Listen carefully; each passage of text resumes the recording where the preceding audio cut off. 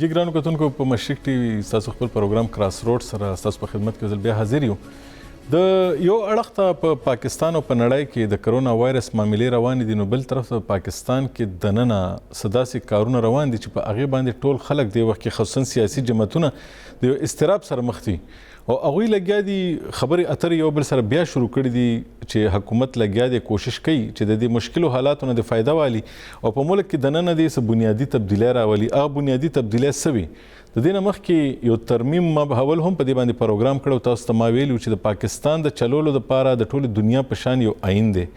آئین هغه کتاب ته وایي چې کوم کې دننه دا لیکلی شوي چې پاکستان کې به سیاستدان چې کوم ووټ والي هغه به څنګه چلي، د پاکستان صدر به څنګه کار کوي، د پاکستان جج به څنګه کار کوي، د پاکستان جرنیل به څومره حده پورې تللی شي، د پاکستان صحافي به څه کوي، د پاکستان عام وګړی به څه کوي، او چې کله کله به د دوی د خپل د دې دایره اختیار نه به وځي او دوی به داسې کار کوي چې هلته به دوی نیولی کیدی شي، نو هلته به پرې د آئین پابندی ولګي او وبه ویلی شي چې نه دی نه نور ته نشي وتی، دا کار ته نشي کولی. همدغه کارونه تر اوسه پورې په پاکستان کې چې کوم شوي نو موږ کتلي وو چې وقتاً فوقتاً به پاکستان کې حکومتونه خلکو به جوړ کړه به ختم کړی شو. دې نه علاوه د ججان به د پاکستان ډیزالو کړی شو، د پاکستان کې به خلکو ته سزاګانې ورکړی شوې، دلته به ډېر داسې کارونه به کېده چې هغه به د آئین سره سمې نه خوړو، نو بیا ټول خلک راغونډ شو، پته ولګېده چې دا کم پیسې او هر څه ذریعې کم چې وفاقي حکومت سره دي دا وفاقي حکومت سره نه دي پکار، دا زمونږ څلور واړو صوبو ته تلل پکار دي، زیاتره حصه صوبو ته تلل پکار دي ځکه چې صوبې خپله خرچه چلی، خپل اسپتال چلی، خپل سکول چلی، خپل ادارې چلی، نو دې دپاره دې دا څیزونه دې صوبو سره وي. د دې هر څه دپاره د پاکستان په هغه کاغذ کې چې کوم ما تاسو ته وویل چې په چا باندې یو ملک چلی، د پاکستان په آئین کې یو بدلون راوستی شو. هغه په دې کې د پاکستان د جوړېدو نه پس 18 ځل دا و چې دا بدلون پکې راغو، ځکه چې وقتاً فوقتاً کله ضرورت پیښیږي چې دا کور به نور څنګه چلو، نو هغې دپاره دوی خپلو کې کینی او دا بدلون راولي، دا د پارلیمنټ په لار باندې راځي. دې له 18 ترمیم وایي. اوس بیا هغه 18 ترمیم کې چې کله فیصلې وشوې نو په هغې کې وشوه چې صوبه به زیاته با اختیاره وي، صوبې سره به زیاته پیسه به چې کومه وي دا به صوبې ته ځي، هغه به خپل د ولس د خیر ښېګړې کارونه به کوي او هغه ټول هر څه به کوي چې هغې دپاره هغې ته وفاق ته د لاس نیو ضرورت به نه وي. یعنې په اسلام آباد کې چې د چا حکومت وي هغې ته به دې لاس نه نیسي، دې سره په خپله ښه ډېرې پیسې به وي، خپل هر څه خپلو ذریعو او وسیلو باندې به د دې خپل اختیار وي. دا به خپل دلته بلدیاتي انتخابات به کوي، ښه اسپتالونه به جوړوي، ښه سکولونه به جوړوي او ښه کارونه به کوي او داسې کارونه به کوي چې خامخا خلک د هغه خوښ کړي او په راتلونکي وخت کې بیا هم که دوی ووټ غواړي چې کم از کم دوی له دې ووټ ورکړی شي.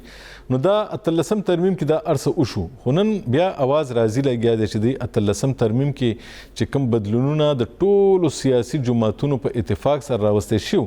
اوس داسې اوازونه بیا را روان دي چې وفاقي حکومت دا غواړي چې دا هر څه دې واپس کړي او دا چې کوم اختیارات او وسیلې چې کومې پیله وفاق سره وي دا دې هم واپس وفاق ته لاړ شي. دا خبره څومره ټیک ده او دا څوک غواړي لګیا دی چې پاکستان دې واپس هغه ځای ته بوځي چې هره صوبه دې بیا راځي وفاق ته د لاس نیسي او په خپله دې ورسره خپله دې هغه دومره ضرورتونه د پوره کولو دپاره دې ورسره څه نه وي. دا زموږ د پروګرام موضوع ده. کرونا هم ضروري ده، خو دا کرونا به یو ورځ ختمیږي، دا ملک به چلی، دا ملک به څنګه چلی، دا ملک به چې په کوم کاغذ باندې چلی کاغذ به په خپل ځای باندې قایم وي که نه. د اپوزیشن څه رایه ده، حکومت څه وایي لګیا دی او آیا داسې څوک کوي لګیا دی چې د پاکستان د اصل شکل بدلی که نه؟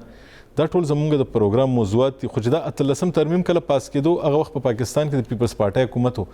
او صدر آصف علي زرداري چې هغه وخت کې صدر و هغې خپل اختیارات پارلیمنټ ته ورکړي. په اول ځل باندې یو صدر خپل اختیارات پارلیمنٹ ته ورکړه او پاکستان کې هغه اختیار د صدر ختم شو چې یو صدر راتلی شي هغه موجوده حکومت چې کوم ناست وي هغه ختمولی شي. اوس څوک صدر موجوده حکومت نشي ختمولی. نو په دې د هر څه چې کېده د دې یو مشر و هغه نوم و سینیټر رضا رباني، د هغه تعلق پیپلز پارټۍ سره و. د دې لاندې ټول سیاسي جماعتونه خپلو کې کېناسته او هغوی په شریکه باندې د 18 ترمیم دپاره یو داسې لار جوړه کړه چې ټول پرې متفق شو او ټول سیاسي جماعتونو په شریکه باندې دستخط وکړو او ویل چې بس دا نن نه پس دا د پاکستان تګلاره شوه. مونږ کوشش کړی و، مونږ هغوی سره رابطه کړې وه، د هغې ډېره مهرباني چې هغوی مونږ ته وخت راکړو. رضا رباني صاحب د پاکستان د ایوان بالا یعنې د سینټ پخوانی چیرمین هم پاتې شوی دی پیپلز پارټي ډېر ښه مشرانو کې راځي او د پاکستان په معاملاتو باندې پوهو خلکو کې راځي. سب سے پہلے میں آپ کو اپنے پروگرام میں خوش آمدید کہتا ہوں رضا ربانی صاحب کہ آپ نے وقت دیا, کیونکہ آپ ہی کی موجودگی میں یہ سب کچھ ہوا تھا اور آپ ہی نے یہ اتنی کوشش کر کے سب کو ایک ٹیبل پہ بٹھایا تھا. 18ویں ترمیم کی ویسے ضرورت کیا تھی؟ پہلا سوال تو یہ ذہن میں آتا ہے. اور اب جب یہ کہا جا رہا ہے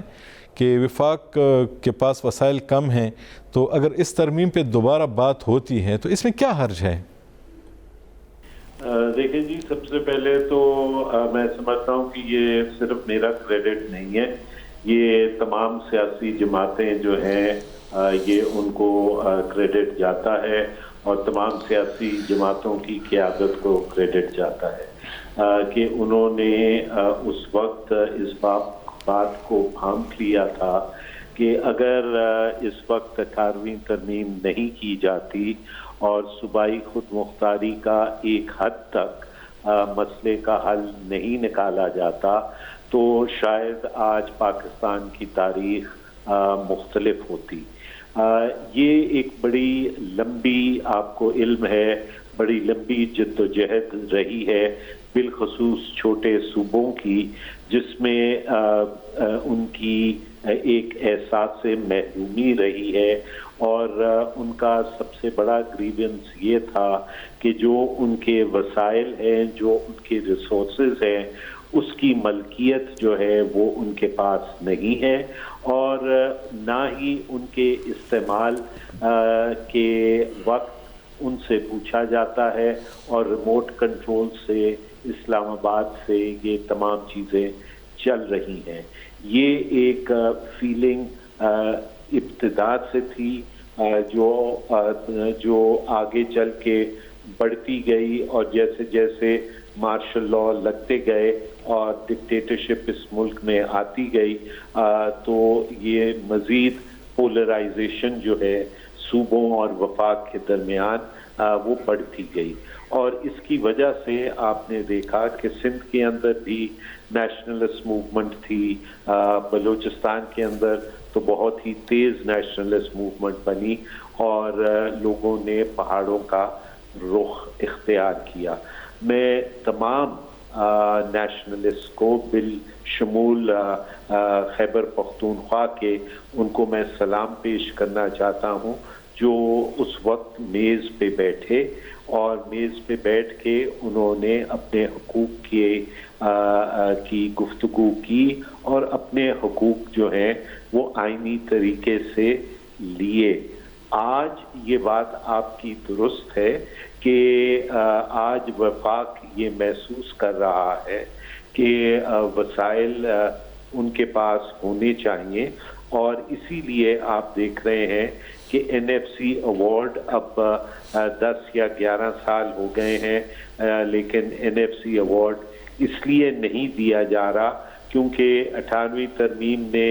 یہ قطغن لگائی تھی کہ جو نیا NFC ہوگا وہ پرانے NFC سے کم نہیں ہوگا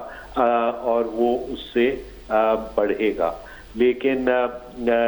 یہ اس بات کو سمجھ نہیں رہے کہ یہ صرف اب وسائل کی بات نہیں ہے, اس کی بڑی خطرناک پولیٹیکل ریمیفیکیشنز ہوں گی اگر 18ویں ترمیم کے ساتھ چھیڑ چھاڑ کرنے کی کوشش کی گئی. دیکھیں میں سمجھتا ہوں کہ 18ویں ترمیم میں یہ درست ہے کہ اس میں امپروومنٹ کی جا سکتی ہے لیکن تاریخ کا پہیہ آپ واپس نہیں موڑ سکتے. اگر آپ مزید صوبائی خود مختاری دینا چاہ رہے ہیں صوبوں کو تو اس پہ ہم بیٹھ کے بات کر سکتے ہیں کیونکہ 18ویں ترمیم میں بھی ابھی مکمل صوبائی خود مختاری نہیں تھی. لیکن اگر 18ویں ترمیم کی رول بیک کی بات ہو رہی ہے تو میں نہیں سمجھتا کہ کوئی بھی سیاسی جماعت جو ہے وہ اس پوزیشن میں ہوگی کہ وہ بیٹھ کے اور گفتگو کرے کہ 18ویں ترمیم کو جو ہے وہ رول بیک کیا جائے. اور جیسے میں نے ابھی 2 منٹ پہلے آپ سے عرض کیا تھا کہ اس کے جو ریپریکشنز ہوں گے سیاسی طور پہ وہ بڑے خطرناک ہوں گے. دیکھیں ہمیں تاریخ سے سبق حاصل کرنا چاہیے. بنگلہ دیش کے بننے کے اسباب کو ہمیں سامنے رکھنا چاہیے. وہاں پہ بھی اسی قسم کی صورتحال پیدا ہوئی تھی. آپ نے وہاں پہ لینگویج کا مسئلہ پیدا کیا, آپ نے وہاں پہ پیرٹی کی بات کی, آپ نے یہاں پہ 1 یونٹ کو نافذ کیا, اور یہ تمام چیزوں کے بڑے خطرناک ریپریکشنز تھے. لہذا اسی تاریخ کو مد نظر رکھتے ہوئے ہمیں اپنا سبق حاصل کرنا چاہیے کہ اگر 18ویں ترمیم کو رول بیک کرنے کی کوشش کی گئی تو اس پہ وفاق کے اوپر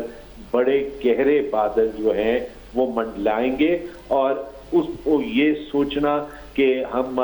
ریاست جو ہے وہ اس کو طاقت سے کنٹرول کر لے گی, میں نہیں سمجھتا کہ وہ ممکن ہوگا. میں بالکل سمجھتا ہوں کیونکہ یہ بات پولیٹیکل پارٹی سے ٹرانسینڈ کر کے عوام تک یہ بات ہے, کیونکہ چھوٹے صوبوں کے عوام جو ہیں یہ ان کی ایک ابتدا سے ایک جدوجہد, سیاسی جدوجہد رہی ہے, اور اگر سیاسی جماعتوں نے لیڈ نہیں لی, جو میں سمجھتا ہوں کہ وہ لیں گی, لیکن اگر انہوں نے لیڈ نہیں لی تو پھر از خود جو ہے یہ موومنٹ آگے چلے گی. آپ نہیں سمجھ رہے کہ اس وقت وفاق کی ضروریات پوری نہیں ہو رہی, تو اگر اس پر مل بیٹھ کے بات کی جائے تو اس میں کوئی حرج ہے کیا؟ دیکھیں میں بالکل اس بات کا حامی ہوں, اور 18ویں ترمیم اس بات کی حامی ہے کہ مل کے وفاق اور صوبے جو ہے وہ مل کے کام کریں. لیکن جب آپ 18ویں ترمیم کو عملی جامہ نہیں پہنائیں گے تو پھر آپ کس طرح کہہ سکتے ہیں کہ 18ویں ترمیم کے اندر فقدان ہے. کاؤنسل آف کامن انٹرسٹ کو 18ویں ترمیم کے اندر اسی لیے زیادہ با اختیار کیا گیا تھا تاکہ ایک کلیکٹیو لیڈرشپ صوبوں اور وفاق کی سامنے آئے, اور وہاں پہ وہ بیٹھ کے فیڈرل لیجسلیٹو لسٹ پارٹ 2 کے اندر جو سبجیکٹس ہیں ان کے اوپر وہ پالیسی مرتب کرے اور ان کے اوپر لیجسلیشن وہ کرے. لیکن بدقسمتی سے جب سے یہ حکومت آئی ہے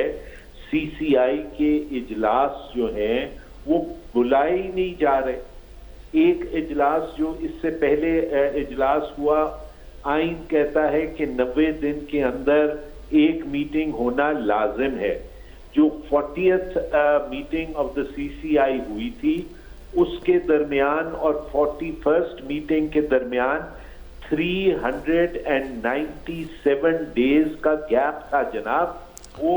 41st میٹنگ جو ہے وہ اگر مجھے یاد ہے تو شاید 13 یا 12 دسمبر کو ہوئی تھی 2019, اور آج ہو گیا ہے 27 یا 28 اپریل میں ہم بیٹھے ہیں. اس میں بھی 125 دن گزر گئے ہیں. تو اگر جو انسٹیٹیوشنز آئین کے اندر دی ہوئی ہیں جہاں پہ آپ مل بیٹھ کے کام کر سکتے ہیں, اگر آپ ان انسٹیٹیوشنز کو نہیں استعمال کریں گے اور آپ نئی انسٹیٹیوشنز جیسے آپ نے یہ نیشنل کوآرڈینیشن کمیٹی یا کیا بنا لی ہے کرونا کو آپ بنا لیں گے تو پھر آبویسلی وہ مل جل کے جو ہے وہ کام نہیں ہوگا. رضا ربانی صاحب بہت شکریہ آپ نے وقت دیا. رضا ربانی سے سینٹ پخوانی چیئرمین او د هغه کمیټه مشر و چا چې 18 ترمیم او د اختیارات د وفاق نه صوبو ته راغلي او نن چې دا کوم خلکو سره دا یو اندېښنه ده او خدشه ده چې حکومت لګیا دی کوشش کوي چې هغه اختیارات یې واپس وفاق ته بوځي. نو دوی نه مونږ ځکه تپوس کړو چې دوی د ټولې معاملې نه تېر شو, دا ټول ارڅ دوی تیار کړي, دوی له ډېر د قدر په نظر باندې کتلی کېږي. په دې معامله باندې به مونږ نور هم د سیاسي جماعتونو مشرانو سره خبرې کوو. دې وخت کې ما سره د جماعت اسلامي صوبه خیبر پښتونخوا مشر او سینیټر مشتاق احمد خان صاحب موجود دی, په خپله د سینیټ غړی دی. دې وخت کې هغوی نه به له غوندې تپوس کو د هغې د پارټۍ موقف په اخلو چې په دې باندې لږ غونتې راته د مشتاق صاحب که حکومت چېرته په 18 ترمیم باندې خبرې اترې کول غواړي تاسو ته وایي چې راشئ راسره کښېنئ او په دې دا خو خلک په دې معاملاتو باندې خبرې کوي که نه د حکومت په نیت باندې شک ولې دی؟ بسم الله الرحمن الرحیم. ډیره شکریه، ډیر جزاک الله خیر. اصل خبره هم دغه تاسو چې کومه وکړله چې د حکومت په نیت شک ولې دی. د حکومت په نیت شک ځکه دی چې حکومت په کار ده چې په کوم ځای باندې د هغې تحفظات دي، ریزرویشنز دي، یا د هغې اصلاح کول غواړي یا په هغې کې امپرومنټ کول غواړي، ریفارم کول غواړي، نو هغه څیزونه راوړي او پارلیمنٹ د دې څیزونو ځای دی، د ډسکشن ځای دی، د فیصلو ځای دی، د لیجسلیشن مرکز دی. نو حکومت په کار دی چې هلته راوړي. نو هغه څیزونه حکومت هلته نه راوړي او ایز اے ټوټل یعنی 18 امینډمنټ یې ټارګټ کړی دی او وچ 18 امینډمنټ دا ملک د نظام په چلولو کې رکاوټ دی. شک په حکومت باندې ځکه شک فرض که حکومت په دې کې څه اصلاح کول غواړي، څه شکلونو کې، څه آرټیکلز کې، څه ایسو کې یا ریفارم کول غواړي یا امپرومنټ د هغې کول غواړي، نو په کار دي چې تر اوسه پورې راوړي. 2 کال د دې حکومت شو،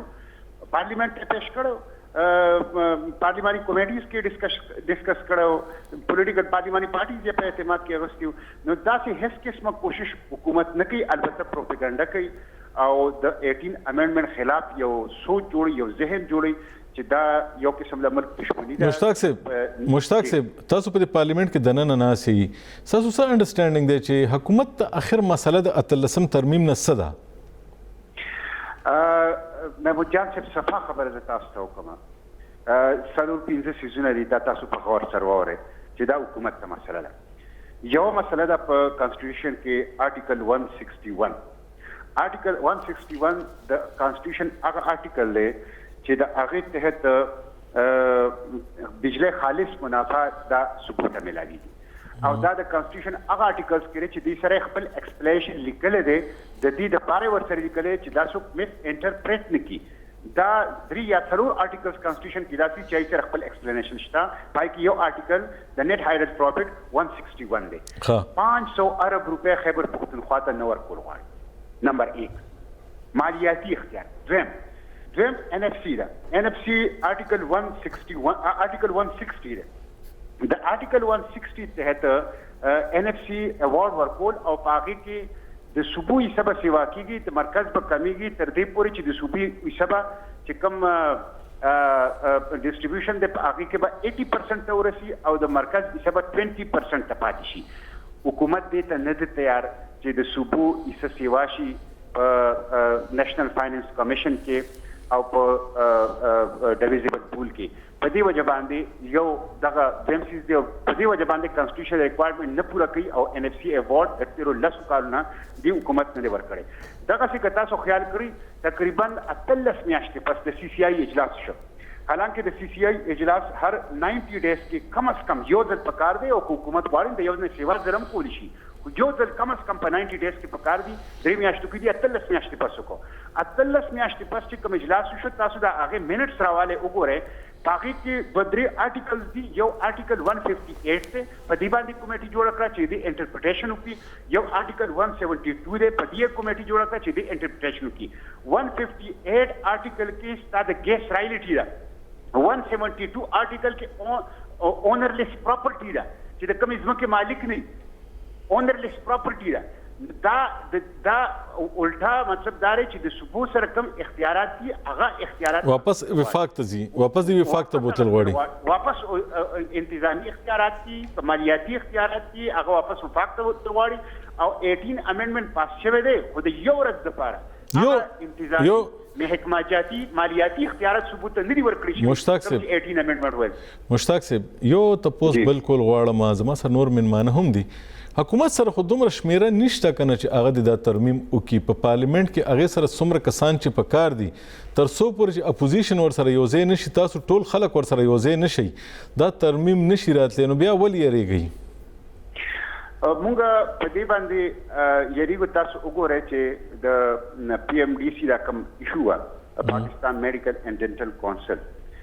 دا 4 ځله سینټ اف پاکستان ریجیکټ کړ. او کم آرډیننس چې ډیس اپروو شي ریجیکټ شي د پارلیمنت نه هغه واپس په پارلیمنت کې نشي انټروډیوس کولی دی به یو جمله په بدله کړله واپس په ایز اټ از هغه سیز راوړه د آرډیننس په صورت کې او هغه به مطلب دار په پارلیمنت کې پیش کړ هغه بیا سپریم کورټ او اسلام آباد های کورټ هم هغه مطلب دار ډیس اپروو کو ریجیکټ کړ نو دا حکومت چې دا خو تر اوسه پورې آدا تیتر آدا بټیر حکومت او اوس تقریبا پورا بټیر حکومت شو او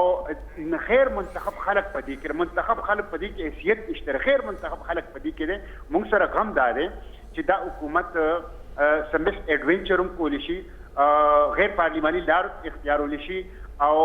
بیک ډور باندې داسې کارونه کولی شي چې د هغې په نتیجه کې د صوبې مالیاتي انتظامي اختیاراتو باندې ډاکه واچي او دا پروپیګنډا کول په خپله دا یو منفي خبره ده چې ته یو داسې کانسټیټیوشنل امینډمنټ چې هغې ته د پارلیمنټ متفقه 2/3 میجارټي په یو وخت باندې حاصله وه او اکراس د بورډ پوره پولیټیکل سپیکټرم په کانسنسس و ته د هغې خلاف پروپیګنډا کې د دې مطلب دا دی چې ستا نیت ټیک نه دی او ته چې څه کول غواړې نو هغه په نیشنل انټرسټ کې نه دی هغه د یو څو کسانو یا د یو طبقې په انټرسټ کې. ډېره مهرباني مشتاق احمد خان صاحب د جماعت اسلامي سره تعلق دی د صوبه خیبر پښتونخوا مشر دی او سېنات کې د جماعت اسلامي د اړخه ډېره مهرباني تاسو موږ ته وخت راکړو. ګرانو کتونکو په دې معامله زموږ خبرې مخکې نورې هم روانې دي خو وخت شوی د ورکوټ شاندمې راځو د دمې نه پس.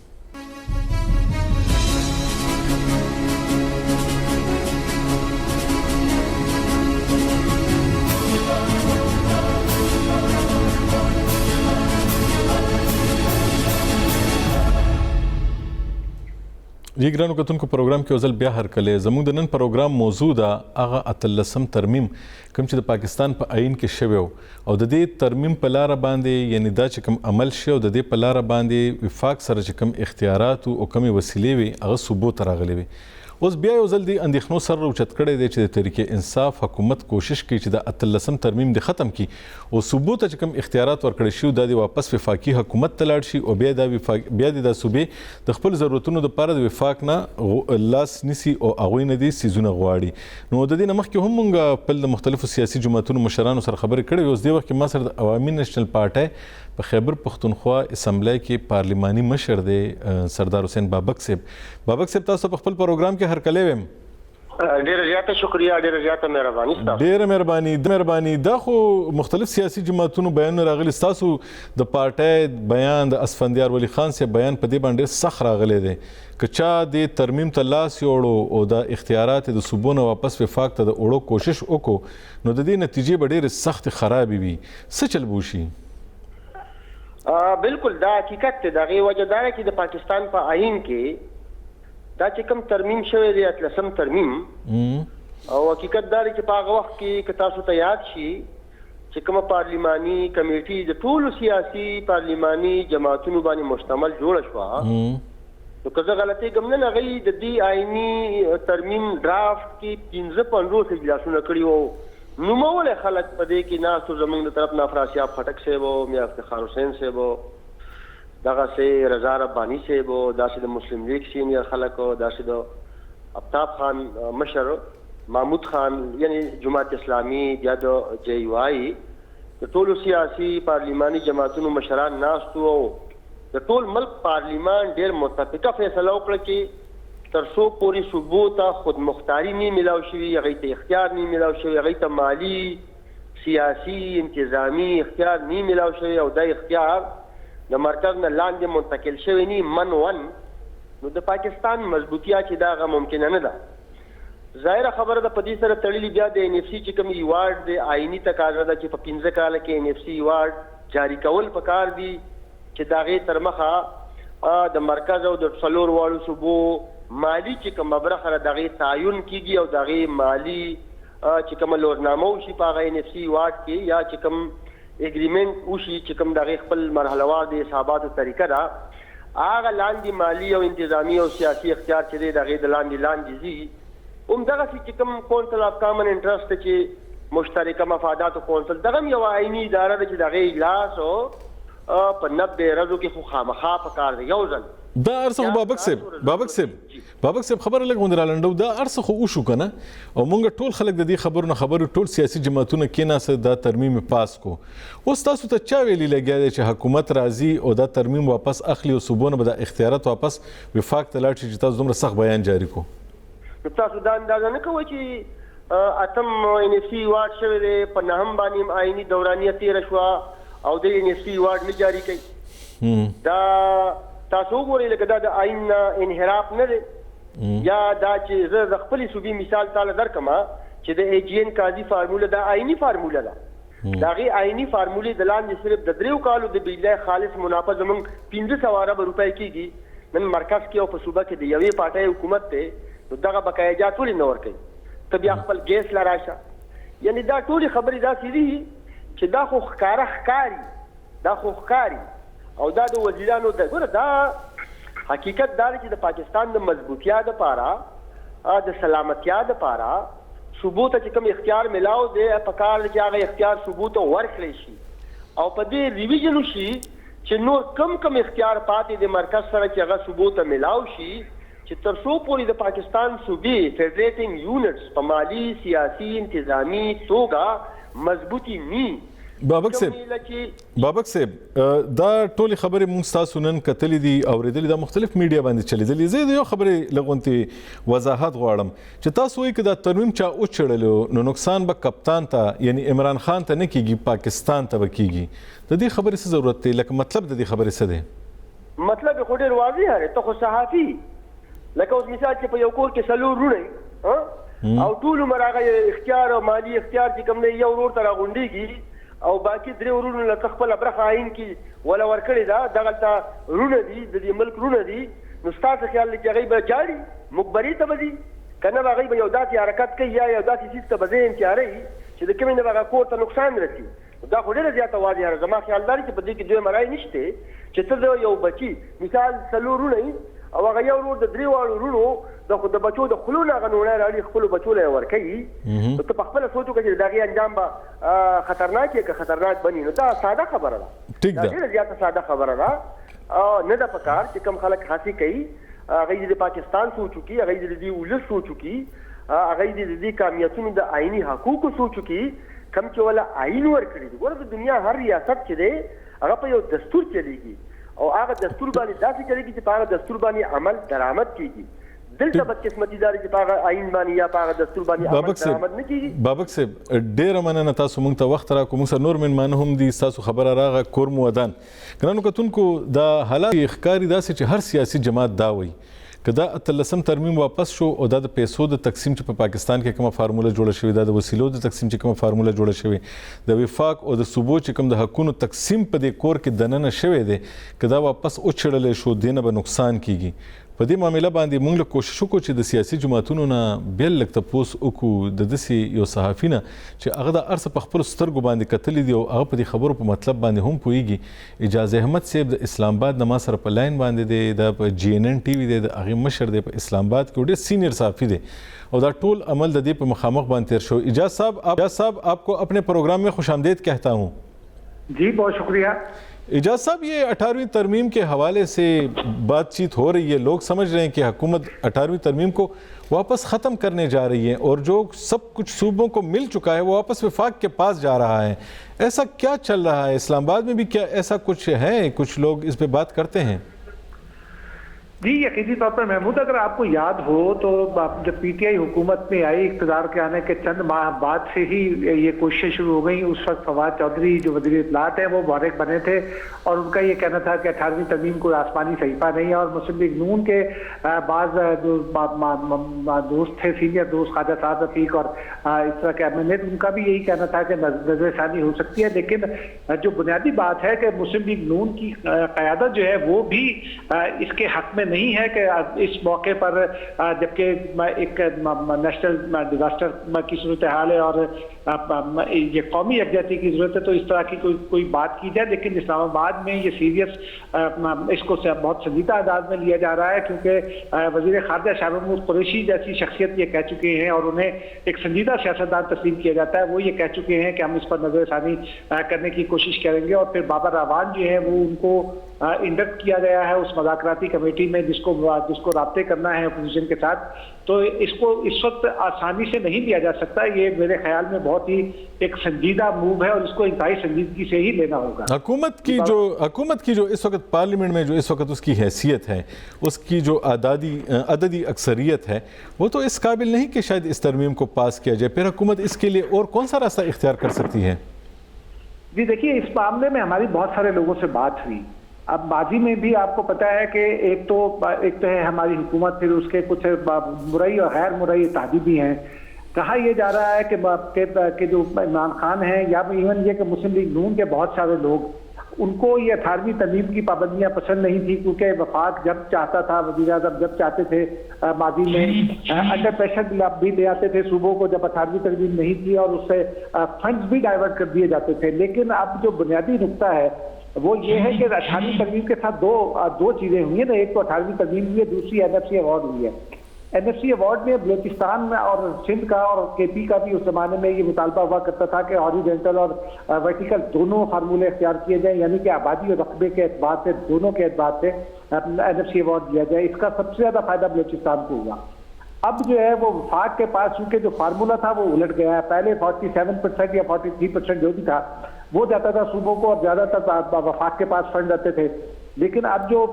وسائل ہیں وفاق کے، جو مالیاتی وسائل ہیں، اس کا حصہ وہ فارمولا الٹ گیا ہے. تو اب صوبوں کو حصہ زیادہ جاتا ہے اور وفاق کے پاس حصہ بہت کم رہ جاتا ہے. وفاق کو اگر صوبوں میں میری کئی لوگوں سے بات ہوئی، وہ یہ کہتے ہیں کہ اگر وفاقی حکومت کو فنڈ کی ضرورت ہے، فار دیٹ میٹر جیسے فاٹا کے لیے ضرورت تھی، تو اس وقت صوبوں سے کہا گیا، صوبوں نے اپنے طور پر کچھ چیزیں کر لی. اس وقت بھی سندھ کا یہ موقف تھا کہ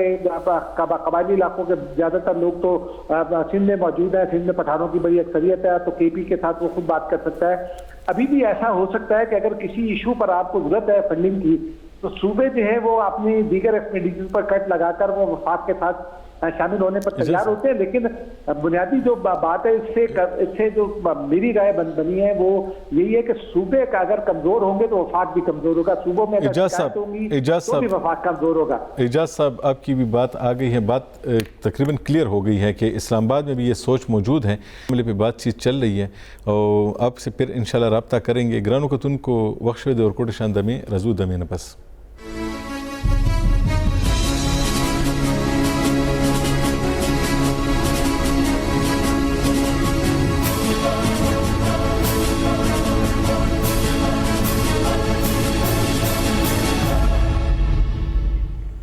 یہ گرانو کتن کو پروگرام کې ځل بیا هر کله د نن پروگرام موضوع ده چې اتلسم ترمیم چې شو نو د هغې د واپس د ختمولو څه کوششونه وي چې روان دي او حکومت وي دا کوششونه کوي. په دې باندې موږ د مختلف سیاسي جماعتونو مشرانو سره خبرې وکړې او زموږ کوشش کوو چې په دې صوبه کې زموږ کمپرس جماعت قومي وطن پارټي د هغې مشر دی چیرمین دی آفتاب احمد خان شیرپو صاحب د پاکستان په ډیرو غټو سیاستدانانو کې د هغوی نوم دی او ښه سینیر سیاستدان دی، ټول خلک یې پیژني. لږ د هغوی پرې راخلو. آفتاب خان، تاسو ته په خپل پروګرام کې هرکلی ویم او لږ غوندې به دا تپوس کوم چې ستاسو یو بیان مخې ته راغلی دی زما مخې له چې دا اخبار پروت دی، په دې کې تاسو دا ویلي دي که دا آئیني ترمیم چا وچېړلو نو دا به ښه نه وي او د دې نقصان به وفاق ته رسي. داسې ولې تاسو ویلي دي؟ ګوره محمود جان صاحب، د وفاق فیډریشن دی او زمونږ خو دا هغه دی چې اکایي چې دي د فیډریټنګ یونټ چې مضبوطي او فعالي هغه نو ملک په هغې سره مضبوطېږي. 18ویں ترمیم 10 کاله د دې وشو او دا مونږ اته زه په دې کې ممبر وم، 8 کاله 8 میاشتې مونږ په دې باندې کار کړی. په دې کې د سیول سوسایټۍ انپوټ راغلو، د ټول سیاسي پارټۍ په هغې کې او متفقه هغه باندې د پارلیمنټ کې متفقه د آئیني ترمیمو چې متفقه طور باندې دا منظور شوی و. نو په دې کې صوبو ته حقوق ملو شوي دي. هغه حقوق اوس دوی ولې په څه کوم بنیاد باندې چې کرونا وائرس دوی نه کنټرول کیږي نه یا پاره کې دوی هغه فعال کردار نه دی نو اوس دې طرف ته توجه هغه دا حکومت کو بار بار دا لګي کله چې یو څه خبرې نه کله کیسونه شروع کی کله د شوګر سکینډل کله بل څه نو خلکو توجه یو ځای نه بل ځای ته کوي پروینشل اټونومي چې دا اوسم چې کومه مې راشوي دا زموږ په لیاز سره هغه مرنه د دې نه زیاته پکار ده او دا د هغه وخت د وخت ورته ټولو صوبې یو بل سره اتفاق کړو او په دې باندې هغه شو نو دا اوس په دې کې تاسو ګورئ دا کرونا مثلا وګورئ نو وفاق فیل شو یو صوبه چې کوم ځای کې د پیپلز پارټي حکومت ته هغه پاره کې فعال کردار راکړي دوی اوس په دې باندې دا ټول غوسه په دې باندې وباسي چې 18 ترمیم کومه اوس نور د بدل راوستل غواړو آئین دا اوس د آئین یو حصہ دا هغه حصہ چې دلته اوس کوټا چېړې نو وفاق دا صوبای کایي چې دی فدریټینګ یونټ چې دی صوبې چې دی هغه په خامخا په دې باندې خپل رد عمل ورکړي او هغه بیا واپس کنټرول کوي د بګران جی مونږ دا تاسو کو چې حکومت چې مونږ د سیاسي جماعتونو سره په شریک باندې کار کول غواړو یو ځای ور سره تلل غواړو او تاسو په سره کې څه اندېښنې دي دا ولی د اندېښنې سره یعنی حیثیت لري تاسو سره د دې لکه د غشته په سره کې د اندېښنه شته ګورم جان صاحب دوی کو خو حالات جوړول غواړي نو دا کرونا دا مسله چې راغله نه پدې کې پکاردار چې ټول پټو اکثر خپل تعلق جوړ کړی وي هغه سره کې ناشتلې وي د نمخ کې د کشمیر مسله راغله هغه کې پکار چې ټول پټه ای پی سی راغوسه هغه کرونا نه و نو دوی خدا سي موقع د لاس نو باسي او پکاردار چې پارلیمنت کې یو ورکینګ ریلیشنشپ جوړ کړی وي د حزب اختلاف پارټو سره هغه نه جوړ کړي نو اوس په دې باندې دوی څه هغه کوي دا خو یو هغه شوی د یو ختمه خبره ده په دې باندې ټول صوبې او صوبې هغه باندې عمل کړی دی او خپل کارکردګي مو هغه کوي نو په دې باندې اوس صوبې د هغه سره د اپوزیشن سره خپل یو حال هغه د عمل اوس په هغه کې یو خپل حالات په دې باندې ټیکول غواړي جی ډیره مهرباني آفتاب احمد خان شیرپو صاحب تاسو مونږ ته فرق په دې معاملې باندې تاسو ویلي دي چې دا معاملې یو ځل بس ختمه شوې ده په دې باندې دوباره اړو د خبرې د کولو لپاره تاسو تیار نه یې مونږ د ټولو سیاسي جماعتونو موقف واغستو مونږ اوس کوشش کړی دی چې مونږ د پاکستان کوم نوی وزیر اطلاعات چې تعلق خیبر پختونخوا سره دی او د پاکستان تحریک انصاف ډیر سینیر مشرم دی او پرون هغه ته د وزارت اطلاعات قلمدان ملو شوی دی شبلی فراز صاحب هغه هم ما سره موجود دی اول خو جزه تاسو له مبارکي در کوم بیا تاسو له دا وایم چې دا د ټول خلک هم دا خبره کوي چې ټول جماعتونو په شریک باندې یو ترمیم راوستو او هغه پارلیمنت په متفقه تور باندې منظور کو په دې موقع باندې د هغه په حق باندې بیا خبرې شروع کول د دې ضرورت څه د فدرل رول د کنا ډیر محدود او ډیر کمزور شو نمبر 1 جی نمبر 2 موږ دا غنو چې تلسم ترمیم کو کی صوبائی خود مختاری گارنٹی کیږي او هم فیور کیو هم دا هم وایو چې کم یو لا هم چې پاس کیږي نو دا یو امپیکټ انالیسس پکار دا افټر ا سرټن ټایم اوس لس کال او شول موږ ته دا د څه شي نه دی چې بس دا یو شی شو نو دا مطلب مداده چې دی کې د دې چې کم زریانی دي هغه موږ د کول غواړو ځکه چې یو قانون مونږ جوړ کړی دی نو دا غي عملی چې کله مونږ وکتل نو هغه باندې مونږ هغه کو خبره کو چې دې کې مونږ سره دا زیات افیکټیو کو او د څه د حکومت د څه هغه نشتا دا پلان چې دی باندې دا مختلف پالیټکس کو دا وی او پکارم دا چې په ایشوز باندې خبرې کول پکار ځکه چې خبرې نکېږي نو بیا ډیر مسایل جوړ شي نو دا یو او کېږي نو هم نمبر 1 دا چې نه حکومت سره تور اکثریت شته نمبر 2 دا چې دا حالکه دیشي چې کله ټول پارټیانه او دا اینی ترمیم ته نو دې کې 2/3 میجورټي پکا رہی نو چې څو پورې چې ټول پارټیانه په دې باندې یو ځای نی نو دا خو کېدی نشي. جی نو زه دا مختلف جماعتونه دا وایي که نه چې که حکومت ورکینګ ریلیشنشپ څنګه چې حکومت وایي چې موږ دې سره تعلقات ښه کول غواړو معامله مخکې بوتل غواړو نو دا جماعتونه وایي چې نور هم ډېرې مسایلې دي یوازې د 18 ترمیم مسله خو نه ده تاسو موږ په هغې معاملاتو کې ولې ځان سره نه یوځای کوئ؟ نه زه خو وایم چې دا لکه د اپوزیشن دې وخت کې خو زما خیال ده چې یو دا وخت چې هغه دی چې دې وخت په کار ده چې ملک یو وي ځکه چې دا کورونا چې کوم یو هغه دی پینډیمک دې سره مونږ دې وخت کې خو لګیا یو چې